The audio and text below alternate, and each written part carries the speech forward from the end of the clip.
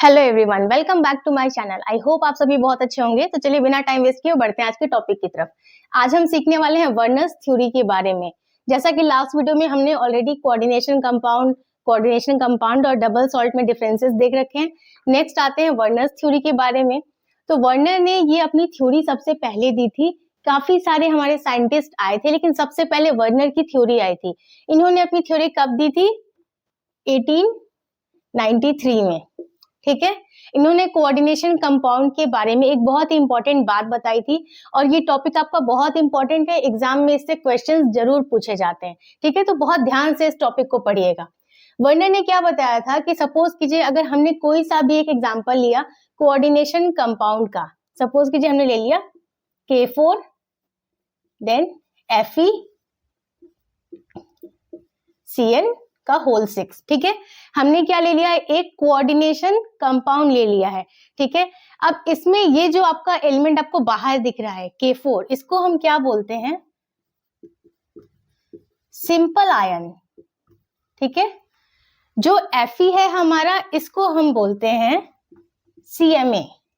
CMA means central metal atom. और जो ये हमारा CN का होल 6 है, इसको हम बोलते हैं लिगैंड।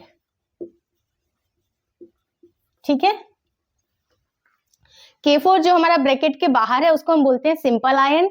जो Fe है जो हमारे बीच में है, इन तीनों में अब देखिए सेंटर में हमारा क्या है? Fe है, तो इसको हम बोलते हैं सेंट्रल मेटल एटम। और जो हमारा ये है CN का होल 6, इसको हम बोलते हैं लिगैंड। इट मीन्स जो हमारे सेंट्रल एटम के साथ में चारों तरफ से घिरा हुआ है, घेर के रखा हुआ है Fe को, उसको हम बोलते हैं लिगैंड। और एक और आपको इस बात का ध्यान रखना है कि कभी भी जो भी आपका कोऑर्डिनेशन कंपाउंड होगा उसमें मेटल होना बहुत जरूरी है। ये CMA होना बहुत ही इंपॉर्टेंट है, या कह लीजिए कंपल्सरी है कि मेटल उसमें होना ही होना है। ठीक है, तो वर्नर्स ने क्या बोला कि जो Fe है हमारा, जो CMA है, इसकी टोटल 2 वैलेंसी होती है। बहुत ही ध्यान से सुनते जाइएगा, आपको बिल्कुल क्लियर हो जाएगा इसका कॉन्सेप्ट। कोई टफ टॉपिक नहीं है ये। ठीक है, CMA जो है सेंट्रल मेटल एटम जो है, इसकी कितनी वैलेंसी होती है? Total 2 valencies. मैं यहाँ पे शॉर्ट में लिखते भी जा रही हूँ, आप कहीं नोट करते जाइएगा। टोटल कितनी वैलेंसी कंटेन करेगा? 2 वैलेंसीज होती है इसकी। ठीक है, Fe की 2 वैलेंसी होती है सेंट्रल मेटल एटम की। कौन कौन सी वैलेंसी होती है उसको भी कैटेगराइज किया गया। ठीक है, कौन कौन सी वैलेंसी हो गई इसके अंदर? एक तो हो गई हमारी प्राइमरी वैलेंसी। ठीक है, और दूसरी हो गई हमारी सेकेंडरी वैलेंसी।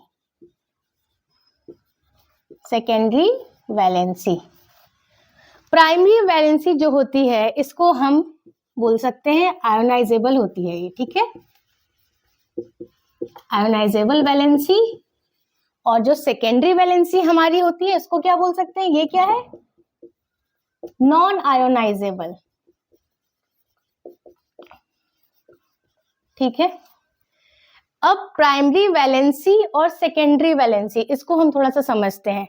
जो हमारी प्राइमरी वैलेंसी होती है ये आपके ऑक्सीडेशन स्टेट को बताती है। ठीक है, ये किसको बता रही है? प्राइमरी वैलेंसी ऑक्सीडेशन स्टेट को। ठीक है, और जो हमारी सेकेंडरी वैलेंसी होती है वो किस चीज को बताती है? ये आपके कोऑर्डिनेशन नंबर को बताती है। कोऑर्डिनेशन नंबर को बताती है ये। अब ऑक्सीडेशन स्टेट को बताती है, इससे आप क्या समझोगे? या फिर कोऑर्डिनेशन नंबर को ये बता रही है सेकेंडरी वैलेंसी, इससे आप क्या समझोगे? तो वो आपको मैं एग्जांपल से बता रही हूँ। ठीक है, यहाँ पे मैं बता रही हूँ, जैसे देखिए आपने ये एक एग्जांपल लिया था कोऑर्डिनेशन कंपाउंड का। कैसा एग्जांपल था ये? K4 FeCN का होल 6। ठीक है, अगर इसके लिए आपको बोल रहा है कि प्राइमरी वैलेंसी आपको बतानी है कि इसकी प्राइमरी वैलेंसी क्या होगी, तो कैसे आप निकालोगे? देखो यहाँ पे है K4 FeCN का होल 6। ठीक है, अब इसके लिए हमें प्राइमरी वैलेंसी निकालनी है। प्राइमरी वैलेंसी तो K जो है आपका पोटेशियम, उस पे एक प्लस चार्ज होता है, ये तो आपको पता होगा, है ना? प्लस चार्ज होता है। और यहाँ पर कितने पोटेशियम है? 4 एटम है पोटेशियम के, तो 4 है तो कितने प्लस चार्ज हो जाएंगे? 4 हो जाएंगे पोटेशियम पे। इस पे 4 प्लस चार्ज हो गया पोटेशियम पे। अब हम आ जाते हैं Cn पे, ठीक है। Cn जो है आपको पता होगा इस पे एक माइनस चार्ज होता है और टोटल यहाँ पर कितने Cn के एटम्स हैं, 6 हैं, तो इट मींस 6 माइनस चार्ज हो जाएगा Cn पे। बचा क्या है Fe। अब हम जब इसके लिए ऑक्सीडेशन नंबर निकालते हैं तो कैसे निकालते हैं, हमें क्या देखना होता है कि प्लस माइनस दोनों हमारे इक्वल होने चाहिए, ठीक है। तो यहाँ पे प्लस हमारे पास 4 है और माइनस हमारे पास 6 है, इक्वल तो नहीं है। यहाँ पे अगर 6 प्लस होता तो ये इक्वल हो जाता, 6 प्लस हो जाता और 6 माइनस भी हो जाता। तो 6 कैसे आप बनाओगे, ये जो Fe है इस पे चार्ज आएगा तो कितना आएगा, कितना कम है, ये 2 कम है, 4 प्लस 2 6 होता है, 2 कम है, तो वो 2 जो प्लस चार्ज है वो किस पे जा रहा है, Fe पे। तो ये जो +2 है ना, ये +2 है प्राइमरी वैलेंसी, ये +2 प्राइमरी वैलेंसी है किसके लिए, इसके लिए आपके, ठीक है। यही इसका ऑक्सीडेशन नंबर हुआ, यही इसकी ऑक्सीडेशन स्टेट को बता रहा है, मतलब प्राइमरी वैलेंसी को बता रहा है। तो इसके लिए प्राइमरी वैलेंसी कितनी हो गई, +2। इट मींस जो आपका सेंट्रल मेटल एटम है उस पे जो प्लस चार्ज आ रहा है वही आपकी क्या है, प्राइमरी वैलेंसी है। नेक्स्ट समझते हैं हम सेकेंडरी वैलेंसी में मैंने क्या बताया, ये किस चीज को बताता है, कोऑर्डिनेशन नंबर को बताता है। तो ये आप कैसे निकालेंगे कोऑर्डिनेशन नंबर, ठीक है। तो यहाँ पे मैं बताती हूँ सेकेंडरी जैसे वैलेंसी हमें निकालनी है, ठीक है। इसके लिए सेम एग्जांपल में तो सेकेंडरी वैलेंसी निकालना तो और आसान है। ये जो आपका लिगेंड होता है, लिगेंड जो है ये टोटल कितने हैं, टोटल कितने लिगेंड आपके सेंट्रल मेटल एटम से अटैच हो रहे हैं, वो होता है हमारा सेकेंडरी वैलेंसी। तो टोटल कितने Cn है यहाँ पे, 6 है, तो 6 आपका क्या है, सेकेंडरी वैलेंसी, या इसको आप क्या बोल सकते हो, ये क्या है, कोऑर्डिनेशन नंबर है। ये क्या है आपका, कोऑर्डिनेशन नंबर है ये 6। बहुत सिंपल है, जो आपका लिगेंड है, टोटल नंबर ऑफ एटम जितने हैं लिगेंड के, सिंपली वही आपका क्या है, कोऑर्डिनेशन नंबर है। और जो Fe पे चार्ज आया था सेंट्रल मेटल एटम पे, वो आपका क्या है, प्राइमरी वैलेंसी या ऑक्सीडेशन स्टेट, और आप क्या बोल सकते हो, ऑक्सीडेशन नंबर। तो क्लियर हो रही है ये सारी चीजें। और हम जान लेते हैं इसके बारे में, जो हमारी प्राइमरी वैलेंसी है, ठीक है, प्राइमरी वैलेंसी हमारी ये क्या होगी, ये पूरी की पूरी सेटिस्फाइड होगी, ठीक है। प्राइमरी वैलेंसी हमारी है, ये पूरी की पूरी सेटिस्फाइड होगी, मतलब अगर उसको 2 चाहिए वैलेंसी तो वो 2 भी मिल जाएगी, 3 चाहिए तो 3 भी, 4 चाहिए तो 4 भी, ठीक है। प्राइमरी वैलेंसी इसकी पूरी सेटिस्फाइड होगी। और उसके बाद जो प्राइमरी वैलेंसी है, प्राइमरी वैलेंसी हमेशा नेगेटिव आयंस आपके सेटिस्फाइड करते हैं। यहाँ पे मैं रफ करके बता देती हूँ आपको, जो आपकी प्राइमरी वैलेंसी है, सब आप कहीं नोट करते जाइएगा, ठीक है। जो आपकी प्राइमरी वैलेंसी है इसको नेगेटिव आयंस हमेशा क्या करते हैं, सेटिस्फाइड करते हैं प्राइमरी वैलेंसी को। और हम जब सेकेंडरी वैलेंसी के केस में आते हैं, सेकेंडरी वैलेंसी के केस में तो क्या हो जाता है, सेकेंडरी वैलेंसी में इसको सेटिस्फाइड करने के लिए नेगेटिव आयंस जो हैं ये भी इसको सेटिस्फाइड कर सकते हैं, या फिर पॉजिटिव आयंस हो, नेगेटिव हो या और पॉजिटिव हो, या फिर न्यूट्रल आयंस हो, वो भी इसको सेटिस्फाइड कर देंगे, ठीक है। यहाँ पे तो सिर्फ नेगेटिव आयंस सेटिस्फाइड कर रहे हैं प्राइमरी वैलेंसी को, ठीक है। और सेकेंडरी वैलेंसी में क्या हो रहा है, नेगेटिव हो, पॉजिटिव हो या फिर न्यूट्रल हो, तीनों के तीनों इसको सेटिस्फाइड कर रहे हैं। और कभी कभी तो ऐसा भी आपको केस देखने को मिलेगा कि सिर्फ नेगेटिव आयन ही दोनों वैलेंसीज को सेटिस्फाई कर देगा, ठीक है।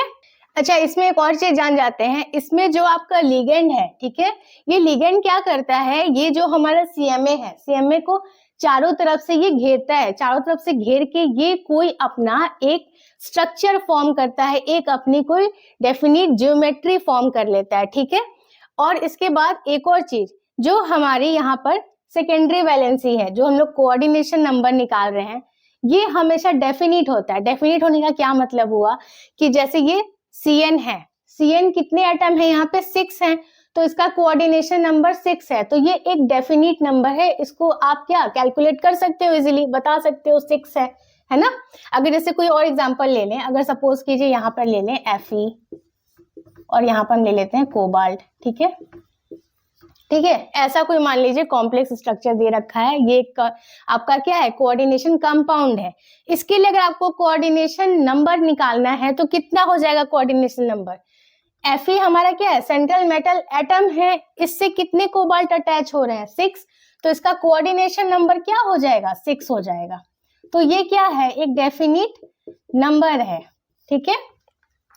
अगर इसकी जगह FeCO यहाँ पे 5 होता तो क्या हो जाता, इसका कोऑर्डिनेशन नंबर यहाँ पे 5 हो जाता। क्लियर हो रहा? जो भी यहाँ पर जितने भी एटम हैं वही उसका कोऑर्डिनेशन नंबर है। अब काफी सारी चीजें आपने इसमें जान ली है। एक और चीज आप इसके अंदर जान जाइए कि जो हमारा कोऑर्डिनेशन कंपाउंड होता है, ये है क्या है हमारा K4FeCN का होल 6, ये क्या है हमारा कोऑर्डिनेशन कंपाउंड है, ठीक है। तो जो हमारा कोऑर्डिनेशन कंपाउंड होता है ये आइसोमेरिज्म को शो करता है, ठीक है। आइसोमर्स आपने सुना होगा, आइसोमेरिज्म आपको प्रोसेस पूरा पता होगा, ठीक है। तो ये आइसोमेरिज्म को शो करता है। और अगर इसमें भी कोई डाउट हो रहा है तो शॉर्टकट में आप ये जान लीजिए कि आइसोमेरिज्म आपके क्या होते हैं, कि जैसे सपोज कीजिए कोई इसका मॉलिक्यूलर फॉर्मूला है, ठीक है, 2 आइसोमर्स हैं, तो मॉलिक्यूलर फॉर्मूला तो उनका आइडेंटिकल होगा, आपको ऐसा लगेगा कि हाँ मतलब एक ही जैसा है, लेकिन जो उनका अरेंजमेंट होता है स्पेस में वो डिफरेंट तरीके से होता है। एक का बिल्कुल अलग तरीके से होगा, दूसरे का बिल्कुल अलग तरीके से होगा। जैसे सपोज कीजिए एग्जाम्पल के लिए अगर हम आइसोमेरिज्म की बात करें तो इसमें आइडेंटिकल मॉलिक्यूलर फॉर्मूला होता है। अगर एग्जाम्पल में हम लेते हैं, अगर हमने ले लिया CH3OCH3, ये क्या है आपका CH3OCH3 आपका क्या होता है, ईथर होता है, पता होगा आपको ये क्या है, ईथर है, ठीक है। और एक और एग्जांपल हम ले लेते हैं C2H5 देन OH, ठीक है, C2H5OH, ये क्या है आपका इथाइल अल्कोहल, जो अल्कोहल होता है ना, वो क्या होता है, इथाइल अल्कोहल होता है, ठीक है। अब इसको मुझे बताने की जरूरत नहीं है ये क्या होता है, अल्कोहल आप सबको ही पता है, और ईथर भी आपको सबको पता है। इसको आप पी सकते हो बट आप इसको पी नहीं सकते हो, नहीं पी सकते हो ना, ईथर को थोड़ी आप पी सकते हो, अल्कोहल तो आप पी सकते हो, ठीक है। लेकिन दोनों का जब आप मॉलिक्यूलर फॉर्मूला चेक करोगे तो वो सेम ही होगा। देखिए यहाँ पे कार्बन कितने हैं, ईथर में 2 कार्बन है, इसमें इथाइल अल्कोहल में भी 2 ही कार्बन है, ठीक है। हाइड्रोजन इसमें कितने हैं, 3 and 3 6 है, इसमें 5 and 1 6 है। ऑक्सीजन ईथर में कितना है, 1 है, और इसमें भी 1 है, ठीक है। बट दोनों को आप देखिए मॉलिक्यूलर फॉर्मूला तो आपको दिख रहा है कि आइडेंटिकल है, बट क्या सेम ही आपका कंपाउंड फॉर्म हो रहा है, क्या आप दोनों को सेम तरीके से यूज कर सकते हो, नहीं कर सकते हो। एक ईथर है, दूसरा आपका इथाइल अल्कोहल है, ठीक है। तो ये डिफरेंस होता है आइसोमेरिज्म का, कि आपको आइडेंटिकल मॉलिक्यूलर फॉर्मूला तो मिलेगा बट उनका अरेंजमेंट बिल्कुल ही डिफरेंट होता है, ठीक है। तो यही आपका टोटल है वर्नर्स थ्योरी, इससे ज्यादा आपको इसमें कुछ भी नहीं जानना है। और वर्नर्स थ्योरी आपके एग्जाम में आएगा जरूर, ठीक है, ये तो पक्की बात है कि आएगा जरूर। और अगर ये कम मार्क्स में आता है तो 7.5 मार्क्स के लिए आता है, और अगर ज्यादा के लिए आता है, अगर 15 मार्क्स में अगर ये पूछ देगा तो इसके साथ में 2-3 और क्वेश्चंस ऐड करता है, किस चीज का, IUPAC नोमेनक्लेचर लिखने का, हर बार यही होता है, ठीक है। तो अगर आपको ये वर्नर्स थ्योरी क्लियर हो गई है, IUPAC नोमेनक्लेचर लिखना आता है, तो 15 मार्क्स तो आपके कहीं भी नहीं गए, ठीक है। एक बार इसको आप और अच्छे से मैं आपका रिवीजन करा देती हूँ। वर्नर्स थ्योरी क्या है, वर्नर हमारे साइंटिस्ट आए थे जिन्होंने कोऑर्डिनेशन कंपाउंड के बारे में अपनी सबसे पहले थ्योरी दी थी। कब दी थी, 1893 में दी थी। इसमें अगर एग्जाम्पल में हमने लिया एक ये हमारा कोऑर्डिनेशन कंपाउंड का एग्जाम्पल है, ठीक है, K4FeCN का होल 6। तो जो हमारा बाहर है ब्रैकेट के K4, इसको हम क्या बोलते हैं, सिंपल आयन। इसको हम क्या बोलते हैं, Fe को जो सेंटर में है उसको बोलते हैं CMA, it means central metal atom. और जो हमारा Fe को चारों तरफ से घेर रहा है, उसके साथ में जो अटैच हो रहा है वो है CN का होल 6, उसको बोलते हैं लिगैंड। क्लियर हो रहा? उसके बाद मैंने क्या बताया कि CMA जो है इसकी टोटल 2 वैलेंसीज होती हैं, एक होती है प्राइमरी वैलेंसी, दूसरी होती है उसकी secondary valency. Primary valency ionisable valency भी इसको बोलते हैं, और सेकेंडरी को नॉन आयोनाइजेबल वैलेंसी बोलते हैं, ठीक। प्राइमरी वैलेंसी आपकी क्या बताती है, ऑक्सीडेशन स्टेट को बताती है, वहीं सेकेंडरी वैलेंसी आपके कोऑर्डिनेशन नंबर को बताती है। ये निकालना भी मैंने आपको बता दिया। ऑक्सीडेशन स्टेट कैसे हमने निकाला था, यहाँ पर K पर 1 प्लस चार्ज होता है, ठीक है, तो यहाँ पे 4 K है तो 4 प्लस चार्ज हुआ, Cn पे एक माइनस चार्ज होता है, 6 Cn है तो 6 माइनस चार्ज हुआ। इसको बैलेंस करने के लिए दोनों को इक्वल होना चाहिए था, तो क्या करेंगे, +2 का चार्ज Fe पे लगाएंगे। तो जो +2 का चार्ज Fe पे आया है वो है हमारा ऑक्सीडेशन स्टेट। अब आते हैं कोऑर्डिनेशन नंबर। कोऑर्डिनेशन नंबर क्या था हमारा, जो भी ये हमारे लिगेंड है इसके जो टोटल नंबर ऑफ एटम्स है, सिंपली वो है हमारा कोऑर्डिनेशन नंबर। यहाँ पे कितने हैं, 6 है Cn, तो ये 6 हो गया कोऑर्डिनेशन नंबर। उसके बाद मैंने बताया था कि जो आपकी वैलेंसी होती है, प्राइमरी वैलेंसी और सेकेंडरी वैलेंसी, ये पूरी तरह से सेटिस्फाइड होती हैं। वर्नर्स थ्योरी ने बताया था कि ये पूरी तरह से सेटिस्फाइड होंगी दोनों में, प्राइमरी में भी सेकेंडरी में भी। अगर 2 चाहिए उसको वैलेंसी सेटिस्फाई होने के लिए तो 2 मिल जाएगी, 3 चाहिए तो 3, 4 चाहिए तो 4, जितनी चाहिए उतनी, कंप्लीटली वो सेटिस्फाइड हो जाएंगी।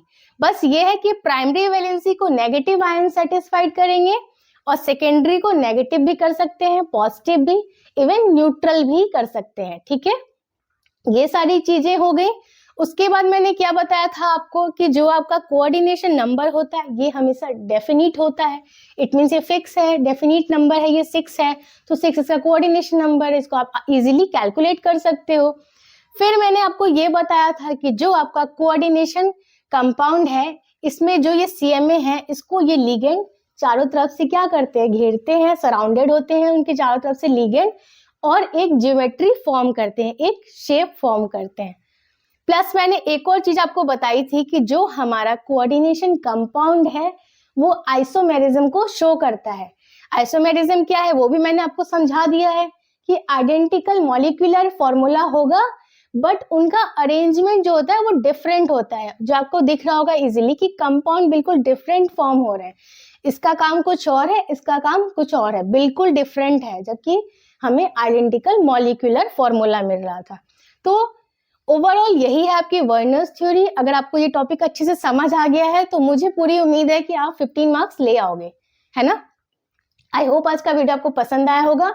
इस वीडियो से रिलेटेड अगर आपको कोई डाउट आ रहा है तो प्लीज मुझे कमेंट सेक्शन में आप जरूर पूछ लीजिएगा। वीडियो यूजफुल लगा है तो प्लीज लाइक कर दीजिए, और अगर अभी तक आपने मेरे चैनल को सब्सक्राइब नहीं किया तो प्लीज सब्सक्राइब कीजिए। मैं मिलती हूँ आपसे नेक्स्ट वीडियो में, तब तक के लिए take care and bye bye.